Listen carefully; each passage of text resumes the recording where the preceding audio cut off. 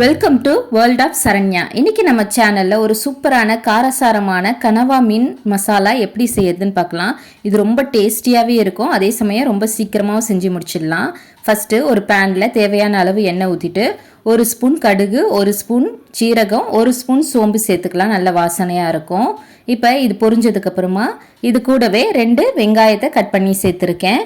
1 கொத்து கருவேப்பிலை சேர்த்துட்டு நல்லா கலந்து விட்டுடலாம். வெங்காயம் நல்லா வதங்கணும்.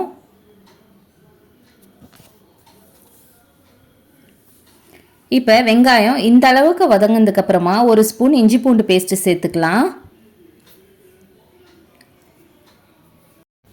நம்ம போட்டிருக்க இஞ்சி பூண்டு பேஸ்ட்டோட பச்சை வாசனை போகிற அளவுக்கு இதை நல்லா வதக்கிக்கணும். அதே சமயம் வெங்காயமும் நல்லா ப்ரௌன் ஆகணும். இப்போ இதுக்கு தேவையான உப்பு சேர்த்துக்கலாம். சேர்த்துட்டு இதை நல்லா கலந்து விட்டுடலாம். பார்த்தீங்கன்னா வெங்காயம் நல்லா வதங்கிடுச்சு, நல்லா ப்ரௌன் ஆகிடுச்சு. இப்போ இது கூடவே 2 பெரிய தக்காளியை நல்லா அரைச்சி சேர்த்துருக்கேன். இந்த மாதிரி அரைச்சி சேர்க்கறதுனால மசாலா இன்னும் ரொம்ப டேஸ்ட்டாக இருக்கும். அந்த மீன் கூடவே நல்லா அந்த மசாலாலாம் கலந்து சாப்பிடும்போது ரொம்ப நல்லா இருக்கும்.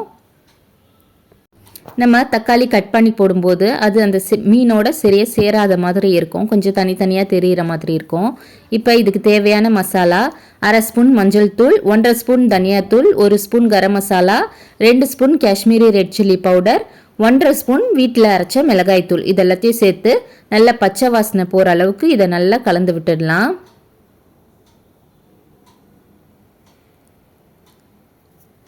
இப்போ இந்த மசாலாலாம் நல்லா வெந்ததுக்கப்புறமா நம்ம சுத்தமாக வாஷ் பண்ணி வச்சுருக்க கனவா மீனை இது கூடவே சேர்த்துடலாம். சேர்த்துட்டு அந்த மசாலா எல்லா இடத்துலையும் படுற அளவுக்கு நல்லா கலந்து விட்டுடணும்.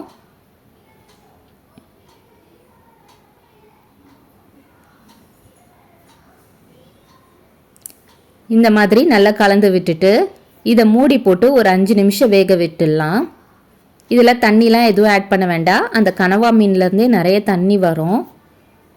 பாருங்கள் அந்த மீன்லேருந்து எவ்வளோ தண்ணி வந்திருக்குன்ட்டு.